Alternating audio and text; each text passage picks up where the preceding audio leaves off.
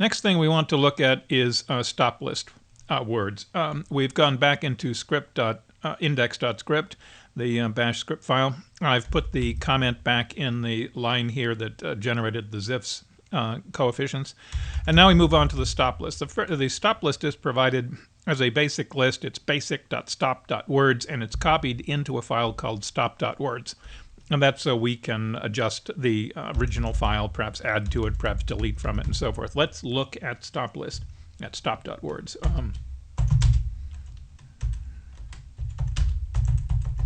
Going into basic.stop.list, and you can see these are basically words that don't mean anything. Almost, alone, along, already, also, although, always, am, among, and so forth. These are words, and I don't know how many there are here. There's 172 in here. There are other lists out there of words. They're all in lowercase, but of words that really don't convey any information, and but they're very frequent in a document, usually. And so we really don't want to consider them. We want to get rid of them quite early. We will probably add to this.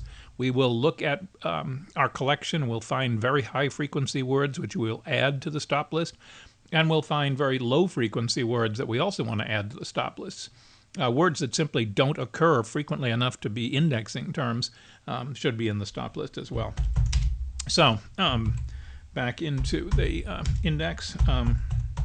So that copies the basic list into the working list. You can fiddle with it from there on. The next thing here is the, and this was commented out, it's not commented here, I was playing with it earlier. This is generation of Kwic and Kwoc indices. They're optional, they're normally commented out here. And what it does, and it's on titles only. There's our head command, which gives us the first so many lines in a file, and the so many lines in question is maxdocs. Notice the dash in front of it, and the $ maxdocs will be filled in with the number of documents, 1,000 or something like that.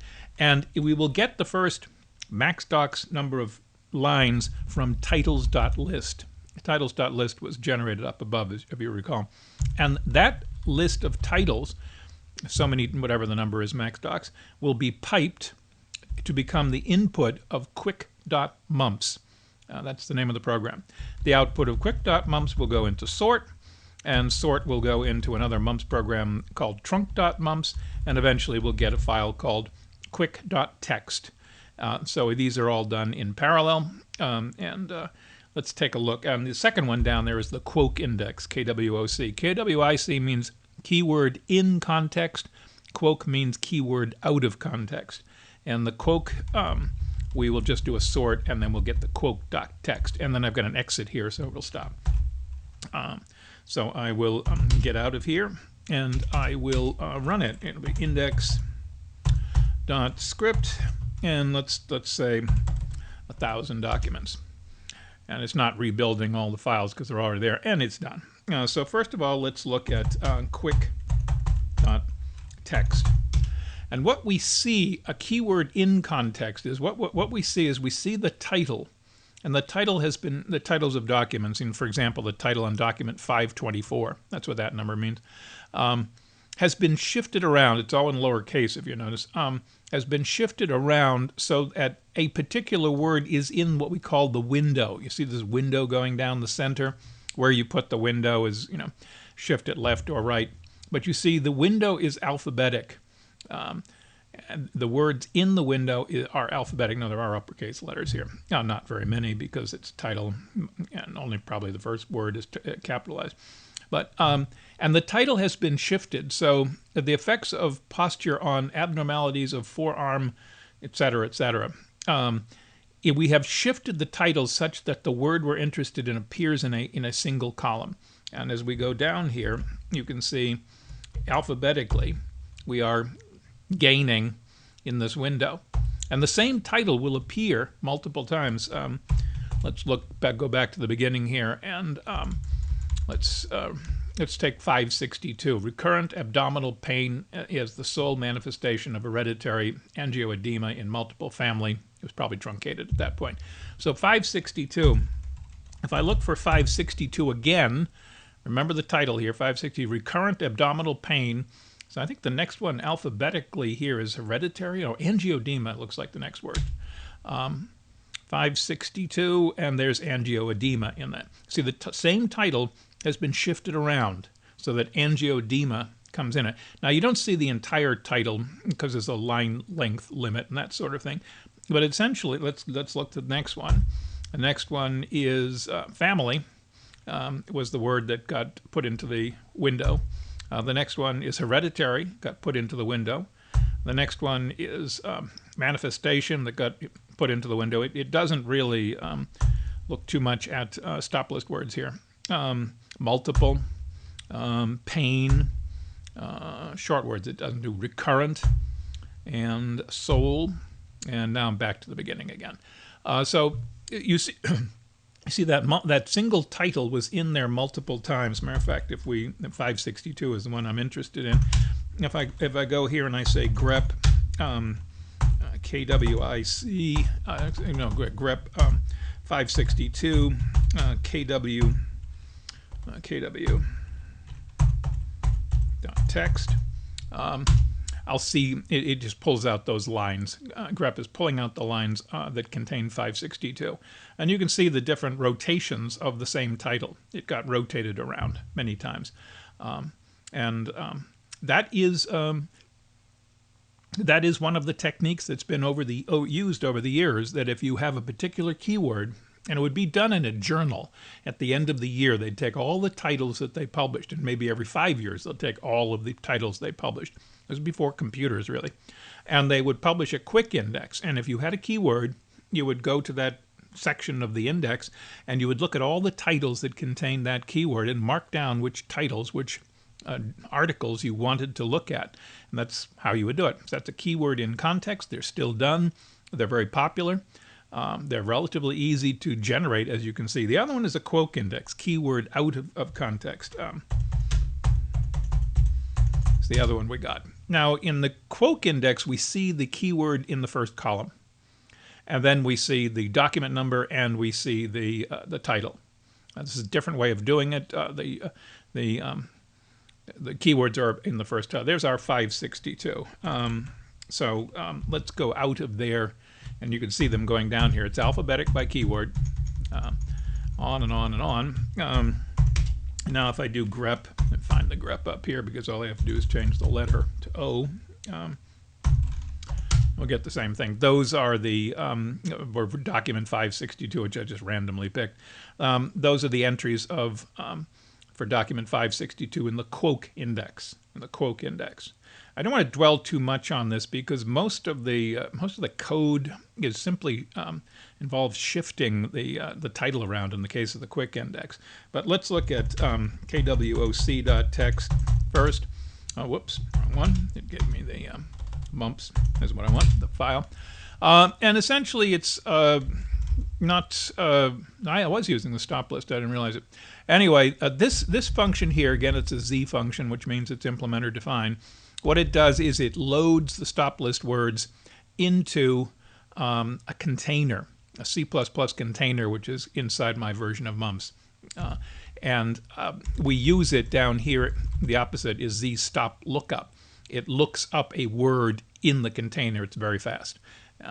And so if I give it a word, which is word W sub J, it's an array element, it'll come back and telling me if it's in the stop list or not.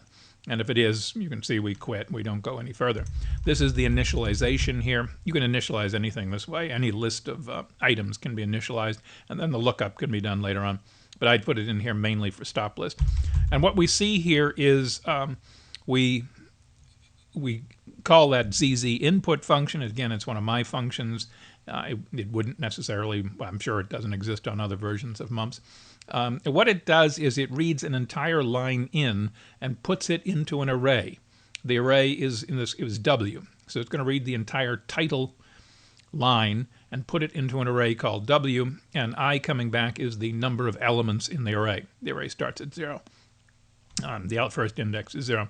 If I comes back as 0, we quit. That's my break. It's a non-standard. It gets me out of the loop. So in other words, if we got nothing back, there are no more titles to read in. We set doc equal to the first item in the title file, if you recall, is the document number. The document number is the first item in the file, so the document is word sub 0, W sub 0. We decrement I because it goes from 1 to from 0 to, if it's 100 documents, it goes from 0 to 99. So we only want to go as far as 99, for example. And we start at 1 because the document number was at 0. So we go J going from 1 by 1 to I. We ask if the length of the word, that's the abbreviation for the length function, $L is $length. It's the abbreviation. If the length is less than 3, we quit. In other words, we cycle on the loop. If it's greater than 24, we quit and we cycle on the loop, just putting upper limits on the size of the words I want to deal with. If the word consists of a number followed by anything, this is the pattern match operator. Okay, question mark is the pattern match operator. The pattern is one numeric, any number of anything. Okay, so in other words, if the word starts with a number, forget about it, quit. I don't want to deal with words with numbers in this type of thing. Then I see if it's in the stop list. If that word sub j is in W sub j is in the stop list, I'll get back true, and again I quit. Okay, so if it's 3 or greater, if it's less than 24, 24 or less, and if it's doesn't begin with a number, and if it's not a stop list word, I will then write it out. And what I am doing here is I'm writing it out I convert it to the word to lowercase, skip to column 25, write out the document number justified into a field of width 6. The word is variable length, and it can go out, there's our 24. So after we write the word, we move to column 25. The question mark operator in a write command means to tab. Question mark operator in an if statement is the pattern match operator. So question mark means two different things. So we tab to column 25. And the justify function, if you recall, will create a field of width 6, and it'll write justified doc, the value of doc, in it. It's used for formatting numbers or strings in this case. Then we write out a colon and a blank. And then I write from I going from 1 by 1 up to, in other words, starting, not including the number, by 1 up to the last element of W, I write out the words. Now these are the words of the title. This is the title. W sub 1 through W sub I is the actual title with everything in it. I'm only dealing with, for purposes of indexing, word sub j. However, if I want to write out the title, I have to write out all the words. And they are numerically in order, 1, 2, 3, 4, 5, 6, up through whatever I is. So I write out. So what I've done in these 2 lines is I've written the keyword, I've spaced out to column 25, I've written the document number, write justified in a field of width 6, a colon, a blank, and then I've written out the title. And when I've done with that, I write out a new line character. That completes the line I've just written. So that gets all written out. And if you recall, in index.script, KWOC, first of all, we got the titles. Those are the titles coming into KWOC.mumps. Then I sort it. Well, the first field on each line, of course, is the word. So it'll sort by the keyword. And the output will be the sorted list into Kwoc.txt. Okay? Fairly straightforward. Kwic is messier, and I don't want to really spend much time on it because it's a lot of tricky formatting stuff. It does essentially the same thing. There's our stop list. There's where we create the array. If we get nothing, we're done. We decrement I. We grab the document number. Then we start going through the words on the line. We look at if the word is less than 3, if it's greater than 24, if it's numeric, we convert it to lowercase. We check if it's in the stop list. Okay. Now here's where the messy part is, and this part I'm not going to do. This is where we will write out, we'll shift the title around, and this whole thing is the key is down here, where that's a tab character, and it tabs it tabs out to a number which is related to the size of the title. In the previous lines here, we concatenated into Y and into X words of the title, and this messy bit right here simply is the thing that shifts it. It's based on the length of Y. That's how it knows where to begin typing or printing. So I won't get into that because we could spend a lot of time, and it's just a lot of mathematical fiddling. The output of that then gets sorted and so forth and so on. So let's go back into index.script. Whoops. Well, all right. We seem to have a problem there. I typed too fast. All right, so in script. All right, there's the keywords in context. I'm going to put the comments back in. They are now, and get rid of the exit. Okay, now we start playing some other games here. This gives me the count of stop lists, of the stop list words. It's a bash command. When you have the back quote, notice that's a backwards quote. It's uppercase, lowercase tilde on your keyboard. If I put an expression inside the back quotes, it'll run that command. Okay, and the output of that command will be here. So stop count will be set equal to whatever the result of running this this command is, and that's the WC or word count program in Linux. And what it does is it counts the number of lines. The -L means it'll return the number of lines. The value in stop count from the expression executed, the word count program, is a number followed by the name of the file. It's 760 or whatever it is, space stop.words. I didn't want the text portion, so the next line here merely extracts the numeric portion. So stop count will actually have a number in it. It won't have the text appendage on it, and that's a bash script. Won't get into that. We're not really doing here bash, but it basically looks for the numeric portion and retrieves that back as stop count. All right, moving on, and we print it out as an echo bash command where the value of stop count is written to the output file, or to the main output file, so you can see what's going on. Next, we move on to, it says what things are going on here. Stem.mumps remove stop list. This program was going to remove the stop list. We're going to process the input file, and we're going to do things to it. First of all, we're going to remove the stop list words, pull them out. And then we're going to run the file through a program called stem.mumps, which is going to attempt to reduce the words back to their original stems. It's not a very good program. It should be improved. There are better stemmers out there than what I'm using, but in other words, it does work, though. It also gets rid of words that are short. And let's see, the result is basically the same file. It looked like the same file, except it'll be shorter. There'll be a lot of things removed. The stop list really removes a lot of words, cuts down the later processing by quite a bit. We do set up certain parameters here, like min word length. This will be used to determine words, how long words will be. They'll have to be less than min word length or greater. In order to be in the resulting file. So if min word length is 4, words of length 3 and less will be removed. You can adjust this. All right, this just writes out what we're about to do, and here's the actual place where we do it. And again, we use the program head, and we write out max docs worth of lines from osu.converted. Now each line is an entire document. If we have 1,000, 10,000, we are writing out 10,000 documents. The output of that goes to stop.mumps. The output of stop.mumps goes to stem.mumps. A parameter to which is min word length. That is a parameter to stop.mumps. And the output of that goes to initial stemmed docs.temp. Okay? So the output of this will look like the original file, except it will be stemmed and the stop lists will be removed. Let's look at stop.mumps.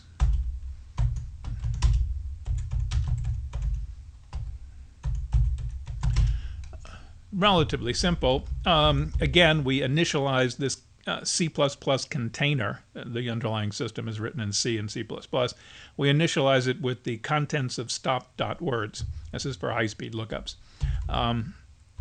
And then we, again, read into an array. Again, I used the letter W to be the name of the array. We'll read in all the words on a line.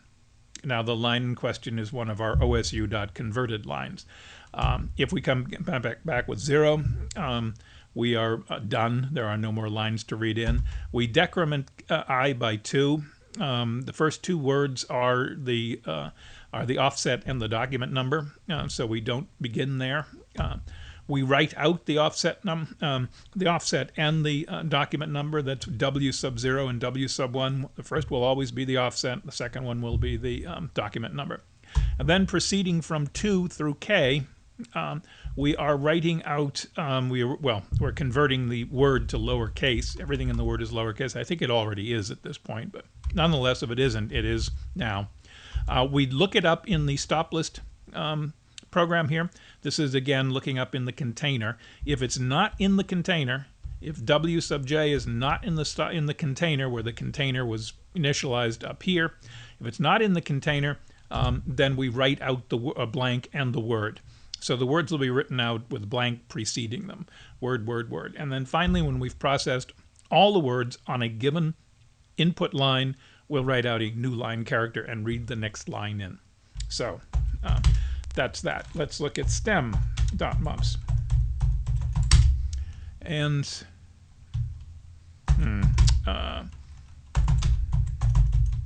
what's it called? Stems? Stems.mumps. All right. Again, it's kind of looking somewhat similar. It's actually writing to the redirect was. These are the stem words. Yeah, it's actually writing in a vocabulary of words. I forgot that.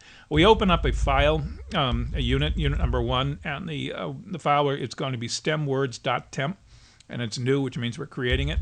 We kill any previous instances of the global array stem, and because we want to remember the stems and what the original words were. Okay, we do our thing where we read in a line and we put it into the array W. If I is 0, we're finished. We get the offset and we get the document. Those are the first 2 positions on every line. W sub 0 is the offset, W sub 1 is the line. And we write out the offset and the document to standard output. This is going to standard output. We decrement I because, again, it goes from 0 to 99, for example. Because it ends rather than at 1, which so many things in mumps do, in fact, start in 1. But nonetheless, for 2 out through and including I, we invoke a program called zstem. Zstem is, again, it's a Z function. It's part of my mumps. It stems words. It's not perfect. It should be improved, but it works pretty well. So I pass a word to it, and it returns a stem. What I do now is, you'll notice I'm in a second level block. We put into the global array stem the stem, X, and the original word. So X is going to be the stem as a result of passing a word. We're going to pass a word down, we get the stem back. We are going to create at the first level in the global array the stem, and at the second level the word. Why is this? Well, we could have compute, computing, computes, computer, and a variety of other things, all of which reduce to compute. C-O-M-P-U-T, I think, is what it comes down to. So I will have a little tree here where C-O-M-P-U-T is the first position, the first index position, but at the second position I'll have all the variants that resulted in this stem. So I keep a list of them. And I write out to unit number 5 of the stem. The stem is being written out in place of the word. And to unit number 1, I write out the stem. So I'm actually keeping a list of the vocabulary stems, the stems I'm actually using. Then when I've finished processing the entire line, I write out a new line to standard out to unit number 5. Notice when we were in here, this is where we read in a line, okay? And we write out the offset and the document. And then we process the line here in this inner block. Okay, this is the block that processes the words on the line. When we finish processing all the words on the line, we then write out a new line. That'll be the new line that we will that terminates this line and the next line. In other words, the next document. Line is in document here. Okay, let's go back into index.script, and I'll find where we playing with stems. And here is where we were doing it. I'm going to put an exit in here so we don't go any further than this. And now we're going to run it. So we expect to get initial stemmed docs.temp as the result here, and we'll see what that looks like.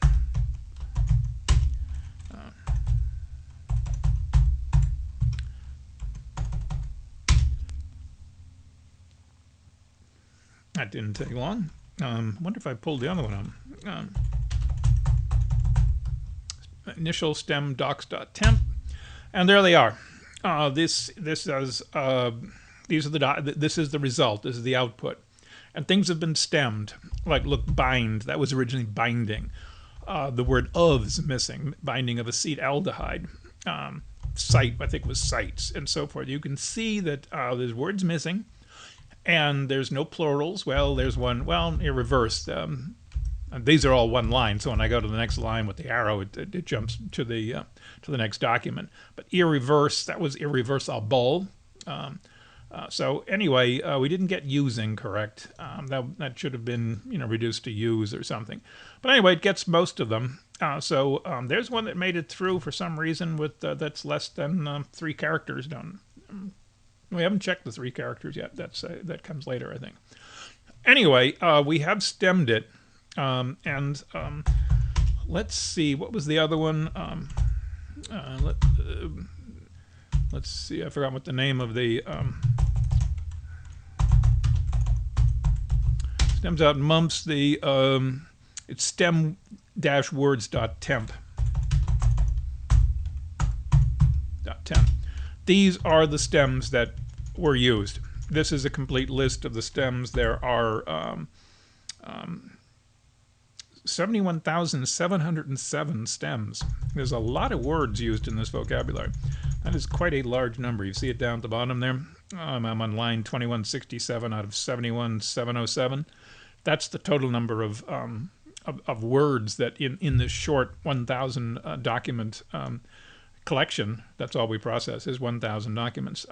That's the number of words it found. But you can see many of them are really kind of glycoside, toxicity, hydroxylase. These are not common words, and medical vocabularies tend to be quite large. So.